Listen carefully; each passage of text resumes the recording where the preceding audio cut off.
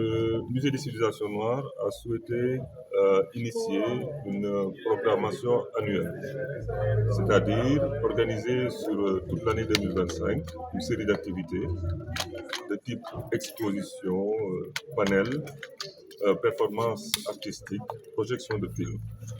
Et pour cette première initiative, nous avons pensé prendre le thème des femmes noires, pour être véritablement le thème qui va porter cette programmation annuelle.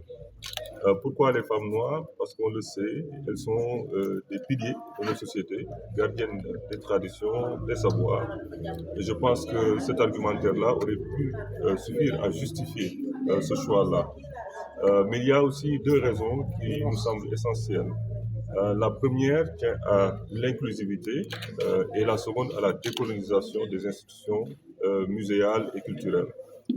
J'ai parlé d'inclusivité parce qu'en fait, à travers les débats que nous aurons, à travers les activités culturelles et muséales que nous aurons, nous aimerions poser la question de la place de la femme dans nos sociétés et son inclusion dans tous les espaces, qu'ils soient politiques, économiques, académiques et autres. Donc, travailler en quelque sorte à ce que ces formes de marginalisation, d'invisibilisation qui touchent les femmes soient questionnées et que donc ce soit des postures et des conceptions déconstruites. Donc ça, c'est pour l'inclusivité. Pour ce qui est de la décolonisation des institutions muséales, là, on peut se poser des questions, mais il faut savoir que dans nos musées, dans les institutions culturelles, nous sommes parfois tributaires d'un certain nombre de regards, de théories, de perceptions sur la femme qui sont héritées en réalité des narratifs et des discours coloniaux. Et cela se reflète parfois à travers des expositions, cela se reflète dans la manière dont elles sont exotisées, parfois dans un certain art, la manière dont elles sont altérisées et donc objectivées même. Et nous devrions travailler à déconstruire cela pour donner déjà la voix aux femmes, qu'elles puissent, à travers le récit de leur expérience, montrer la complexité, la pluralité de leur être, de leurs conditions, de leur expérience de toute nature. Et donc, voilà, porter également, donner la voix à des artistes femmes, poser la question des rapports de pouvoir, de force dans les institutions culturelles, dans les institutions muséales, et re-questionner là également la place devrait être véritablement la leur. Alors, l'ANICE notamment a été un peu mal connu par les jeunes. Est-ce que vous pensez que l'idéal ne serait pas introduire ces œuvres dans le système éducatif scolaire pour qu'elles puissent être connues davantage par les jeunes?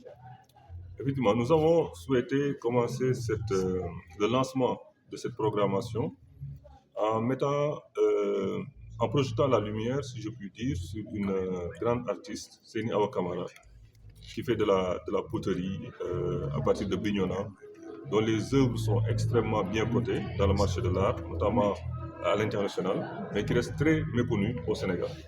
Et nous avons pensé inviter des critiques d'art, M. Massamba Mbaye en l'occurrence, un universitaire qui a beaucoup travaillé sur la céramique, la poterie, c'est un archéologue, Moustapha Sall, une conservatrice de musée, donc en la personne de Aouchef Diouf du musée de la femme, et enfin Wagan Gueye comme artiste. Et donc en croisant le regard sur d'abord la personne, la femme qu'elle est, son vécu, ses expériences, notamment le fait de ne pas pouvoir avoir d'enfants, comment cela se reflète, se rejaillit à travers son art, mais également les questions qu'elle pose lorsqu'on lit, lorsqu'on regarde sa production, le fait qu'aujourd'hui elle est extrêmement cotée dans l'art et continue à vivre de la manière la plus commune qui soit, à vendre des légumes en même temps, à être une femme notoirement connue comme généreuse, être dans la solidarité, c'est véritablement ce que nous avons voulu aujourd'hui projeter et comme lancement de cette programmation. Et je pense que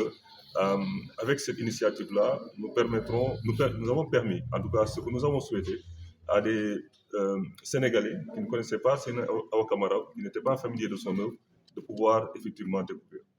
Et voilà, ces histoires soulèvent une question universelle. Que devient un savoir non partagé? Puisque dans le film, on a su qu'elle a dit que quand je meurs, je vais mourir avec un savoir.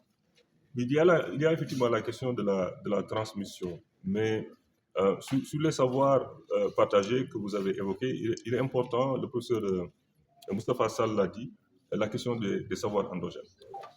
Si on regarde comment elle malaie l'argile, les techniques de cuisson, ce qui se passe au niveau de la post-production, on voit des savoirs extrêmement bien élaborés, qui sont des savoirs ancestraux, transmis de génération en génération. Maintenant, il y a son esthétique propre à elle, qui aujourd'hui questionne les spécialistes, que vont devenir en fait ces œuvres-là. Est-ce que la créativité pourra se poursuivre? On sait qu'elle a comme assistant des enfants de son mari, donc de sa co-épouse, qu'elle a éduquée, qui l'assiste dans son travail. Mais aujourd'hui se pose la question, est-ce que véritablement cette esthétique-là pourra être transmise? Est-ce que